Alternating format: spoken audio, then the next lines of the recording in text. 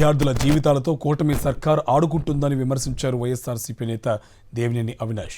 విజయవాడలో విద్యార్థి సంఘాలు చేపట్టిన పోరు దీక్షకు ఆయన మద్దతు తెలిపారు.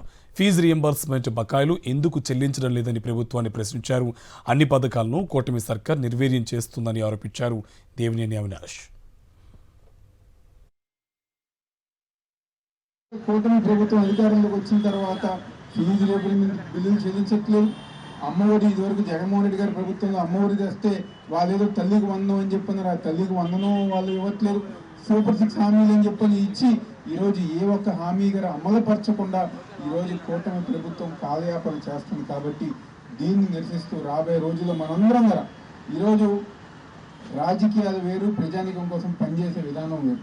ప్రజల కోసం, ప్రజానికానికి రావాల్సిన సంక్షేమ పథకాల కోసం, విద్యార్థుల కోసం, విద్యార్థులకు రావాల్సిన బకాయిల కోసం తప్పకుండా మనందరం గారా పార్టీ వేరైనా మనందరం గారా కలిసికట్టుగా ప్రజానికానికి మంచి చేసే ఒక మంచి ఎజెండాతో మనం ముందుకెళ్దాం. మంత్రి నారా లోకేష్ చెప్తున్నారు మేమేదో కమిటీలు వేయాలని చెప్పని, లేకపోతే ఇంకా 6 నెలలు అయిపోయినా ఇంకా జగన్మోహన్ రెడ్డి గారి మీద వాళ్ళు ఏరుకులు కానివ్వండి, వాళ్ళు ఆ విధంగా మాట్లాడుతున్నారు.